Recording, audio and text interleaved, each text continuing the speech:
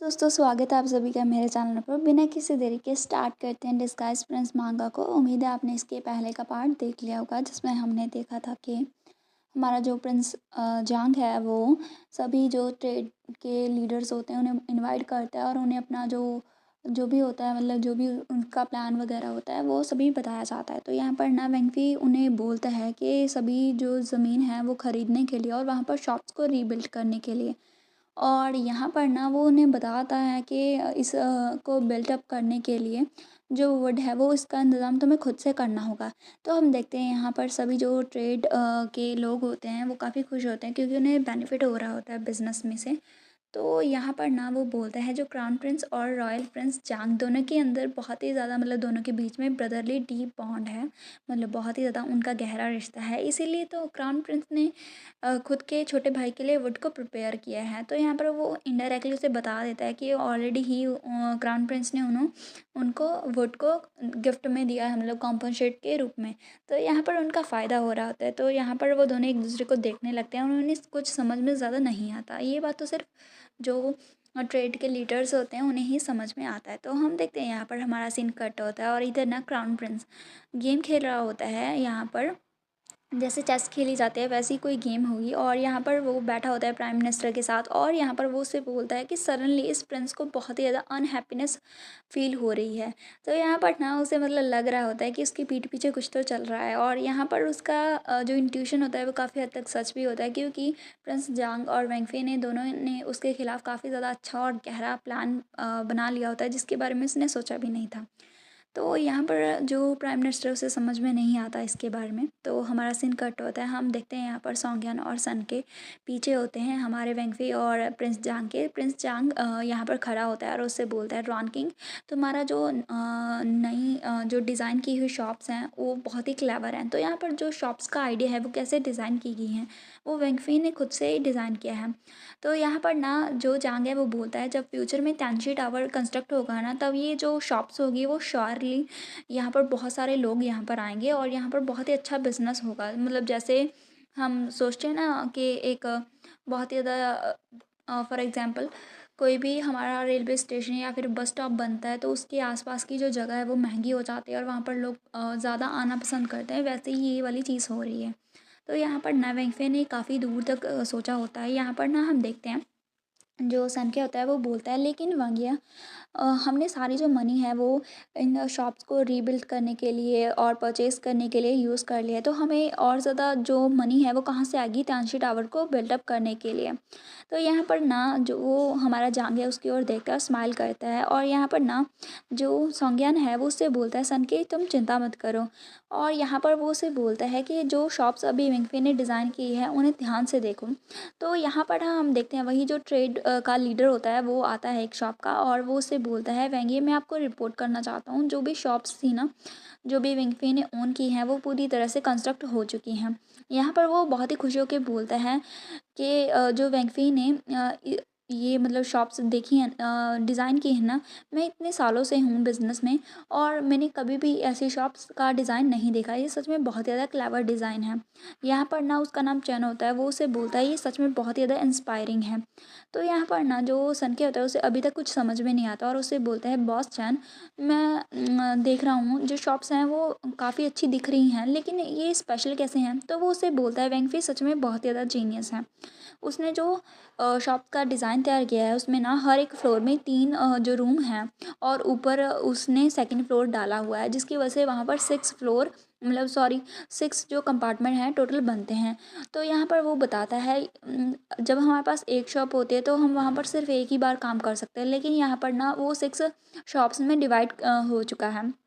तो यहाँ पर ना जो एंशिएंट टाइम में ऐसा नहीं होता था, मतलब सेकंड फ्लोर ज़्यादातर यूज़ नहीं होता था।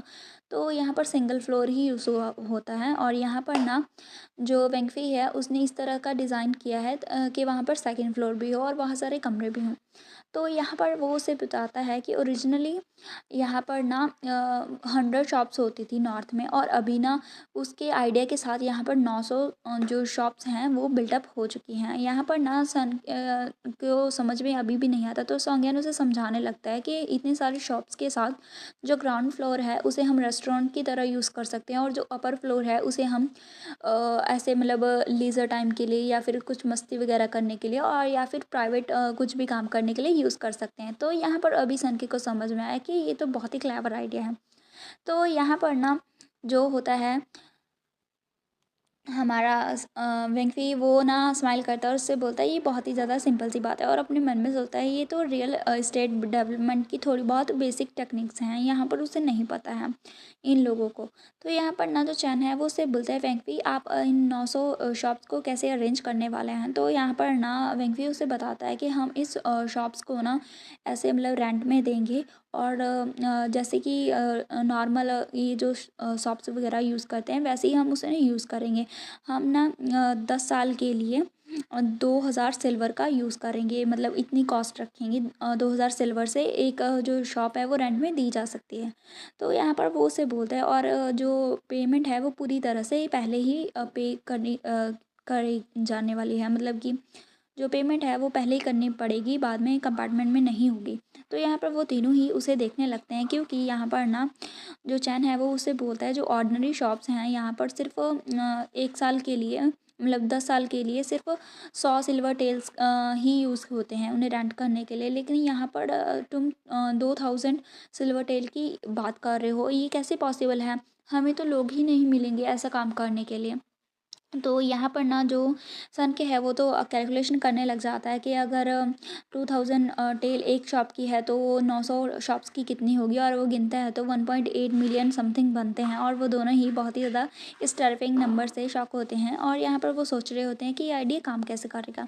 तो यहाँ पर चैन भी यही सोच रहा था। तो यहाँ पर वेंकवी बोलता है कि चैन तुम्हें क्या लगता है कि जो 900 शॉप्स हैं क्या उन्हें रेंट पे नहीं दिया जाएगा इसका मतलब? वो उससे बोलता है वेंकवी मुझे पता है तुम्हारा जो डिज़ाइन है वो काफ़ी ज़्यादा ब्रिलियंट है, लेकिन मुझे लगता है तुम्हें यहाँ की यूजुअल जो रेंटल प्राइस है उसके बारे में नहीं पता है, तो मुझे डर है कि तुम वो बोलने वाला ही तभी वेंकवी ना जाता है जांग के सामने और मुस्कुराते हुए उससे बोलता है वेंकी तो मुझे बताओ कि क्या जो शॉप्स हैं वो मतलब रेंट पे दी जा सकती हैं या फिर नहीं। तुम मुझे बताओ क्या ये तुम पे डिपेंड नहीं करती हैं। और यहाँ पर वो काफ़ी ज़्यादा देख रहा होता है इंटरेस्टिंग वे में उसे कि क्या वो उसका आंसर दे पाएगा। तो यहाँ पर ना वो उसके इशारे को समझ आता है, मतलब उन दोनों के बीच में कुछ ऐसा कनेक्शन होता है कि वो दोनों कुछ भी बोलना चाहते हैं वो एक दूसरे की बात समझ आते हैं। तो यहाँ पर वो उससे बोलता है वो तुम्हारी नेगोशिएशन स्किल के ऊपर डिपेंड करता है कि हमारे जो शॉप्स हैं वो काम आएंगी या फिर नहीं। तो यहाँ पर इसके साथ हमारा चैप्टर फिनिश होता है। तो नेक्स्ट चैप्टर में हम देखते हैं कि क्या होता है। हम देखते हैं हमारा सीन कट होता है, और यहाँ पर ना जो क्राउन प्रिंस है उसने बहुत सारे बंदों को बुलाया होता है, और वो ना जो प्राइम मिनिस्टर है उससे बोलता है कि क्या ये जो लोग हैं क्या वो मेरा काम कर भी पाएंगे। तो प्राइम मिनिस्टर उससे बोलता है योर हाइनेस ये सारे रिफ्यूजीज़ हैं जो कि कैपिटल में आए हुए हैं, ये बहुत ही स्किल हैं ऐसे किसी भी रूमों को सप्रेड करने के लिए और कोई भी ट्रबल क्रिएट करने के लिए। आप चिंता मत कीजिएगा, ये अच्छे से अपना काम करेंगे। और यहाँ पर ना इस इनकी स्किल का यूज़ करके हम नेगेटिव पब्लिसिटी टेंशी टावर के ख़िलाफ़ मतलब स्प्रेड कर देंगे, और वहाँ पर हमारा काम भी इजी हो जाएगा और लोग ना उसे हेट करने लगेंगे। तो यहाँ पर ना क्राउन प्रिंस जाता है और उससे बोलता है 10 दिनों के अंदर अंदर ये काम हो जाना चाहिए, सभी लोगों को ना त्यांशी टावर से नफ़रत हो जानी चाहिए। तो यहाँ पर ना वो लोग जाने लगते हैं और बोलते हैं कि हम प्रॉमिस करते हैं कि हम हमारा जो टास्क है वो कंप्लीट करेंगे। और हम देखते हैं वो लोग काफ़ी ज़्यादा मतलब उनकी शक्ल ही बता रही होती है कि वो ऐसा ही काम करते हैं कुछ। और हम देखते हैं यहाँ पर हमारा सीन कट होता है, तो हम देखते हैं जांग प्रिंस ना कुछ ड्रॉ कर रहा होता है, तो वो कुछ और नहीं बल्कि हमारे त्यांशी टावर की पिक्चरें ड्रॉ कर रहा होता है। और यहाँ पर वेंकफी उसे देखता है, बोलता है ये बहुत ही क्लेवर है, जांग सच में बहुत ही ज़्यादा टैलेंटेड है।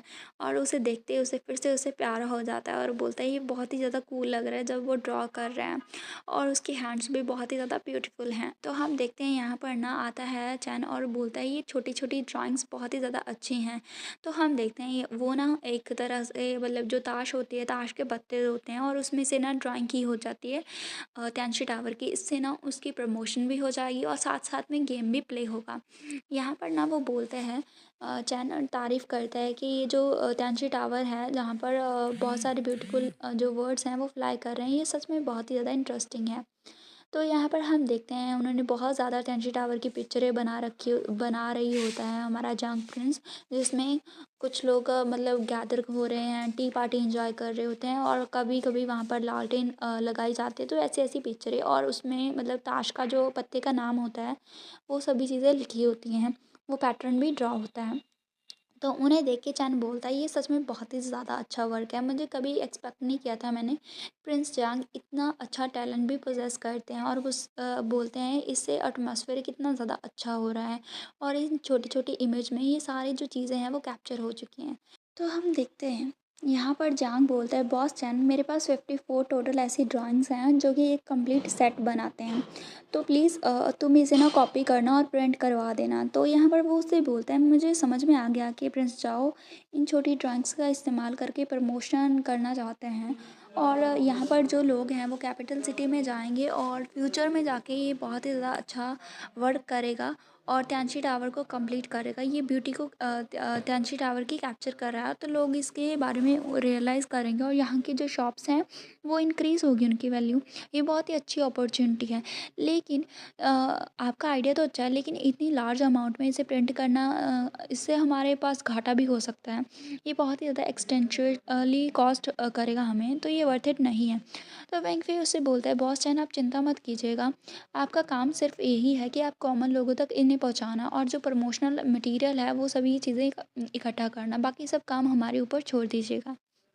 तो हम देखते हैं यहाँ पर चैन को समझ में नहीं आता क्योंकि उसे पोकर गेम के बारे में नहीं पता, मतलब कार्ड्स की गेम के बारे में नहीं पता। यहाँ पर हम देखते हैं हमारा जो सीन है वो कट होता है और यहाँ पर वो जो लोग होते हैं क्राउन प्रिंस के वो इधर उधर जाते हैं और यहाँ पर ना वो उनका बॉस बोलता है ब्रदर हमें कभी नहीं सोचा था कि हम रॉयल प्रिंस क्राउन प्रिंस के अंडर काम करेंगे, हमें ये ब्यूटीफुली और इम्प्रेसिवली करना है, हमें हर एक जगह पर जाना है और त्यांशी टावर के खिलाफ लाउडली बहुत ही ज़्यादा उसके अगेंस्ट बोलना है ताकि सभी लोग के तरफ हमारी जो अटेंशन है वो आ सके। और यहाँ पर वो ना बोलते हैं कि आप चिंता मत कीजिएगा हम अच्छे से काम करेंगे। हम देखते हैं यहाँ पर वो विलेज में जाते हैं और इकट्ठा करते हैं लोगों को और त्यांशी टावर के बारे में बोलने वाले ही होते हैं। तभी वहाँ पर ना जो सौंज्ञान और सन के आता है और यहाँ पर ना वो ड्रम बजाने लगते हैं ताकि सभी लोगों को अपनी ओर ध्यान दे सके। तभी हम देखते हैं वो बोलता है जो हिज रॉयल हाइनेस हैं उन्होंने जो फर्स्ट लैंडलॉर्ड पोकर टूर्नामेंट करवाने की सोची है, तो सभी लोग यहाँ पर पार्टिसिपेट कर सकते हैं। ये गेम होने वाले ही यहाँ पर जो लास्ट में होएगा उसे गोल्डन बीन्स रिवॉर्ड के तरफ से तौर पे मतलब दी जाएंगी। यहाँ पर ना वो बोलते हैं क्या वो गोल्ड देंगे जो भी विन करेगा, ये तो बहुत ही ज़्यादा मनी होगी। ये बहुत ही ज़्यादा मतलब अच्छी गेम लग रही है क्यों ना हम भी जाके खेलें। तो यहाँ पर ना ये जो बातें हैं वो हुलिगन्स कर रहे होते हैं। तभी वो अपने बॉस से बोलते हैं बॉस क्या हम भी जाकर ज्वाइन करें, ये फ़न लग रहा है और इससे हम थोड़े से पैसे भी कमा सकते हैं। वैसे भी सभी लोग वहाँ पर जा रहे होते हैं। तो उनका बॉस बोलता है लेकिन हमें प्रिंस ने टास्क दिया है, ये इनअप्रोप्रिएट होगा अगर हम कुछ ऐसा वॉच करेंगे। तो वो उससे बोलता है बॉस देखो ये ना टेम्परली हम काम को असाइड कर देंगे और यहाँ पर ना पहले गेम खेलने चलते हैं क्योंकि यहाँ पर सभी जो कॉमन लोग हैं वहीं पर गैदर हो रहे हैं उस टूर्नामेंट पे और वहाँ पर ना हम इजीली अपनी जो अटेंशन है अपनी ओर ला सकते हैं। तो वो उससे बोलता है ठीक है फिर चलो चलते हैं। और यहाँ पर ना वो जाता है और जो लैंडलॉर्ड टूर्नामेंट होता है उसे देखने लगता है। तो सौंज्ञा ना वहाँ पर बताने लगता है जो 54 हमारे पास पोकर कार्ड्स हैं और इसे इस तरह से खेला जाता है।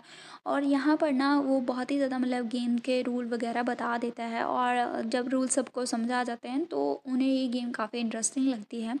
और यहाँ पर ना वो जो हुलिगन्स होते हैं वो बात करने लगते हैं कि ये जो कार्ड गेम है ये बहुत ही ज़्यादा इंटरेस्टिंग लग रही है और यहाँ पर ना वो लोग गेम खेलते हैं या फिर क्या करते हैं वो हमें बाद में पता चल जाएगा। एंड यहाँ पर हमारा जो सीन है वो कट होता है। तो नेक्स्ट पार्ट में हम देखते हैं कि हमारा जो प्रिंस है और प्रिंसेस दोनों क्या करने की कोशिश कर रहे हैं। बेसिकली ना वो लोग ना जो पोकर गेम है उसे ना बहुत ही ज़्यादा बढ़ावा देने की कोशिश कर रहे हैं ताकि ये पॉपुलर हो सके और क्योंकि हमारे जो प्रिंस हैं और प्रिंसेस दोनों को ही ये गेम के बारे में अभी पता है तो ये पॉपुलर होगी और शॉप्स में लोग आएंगे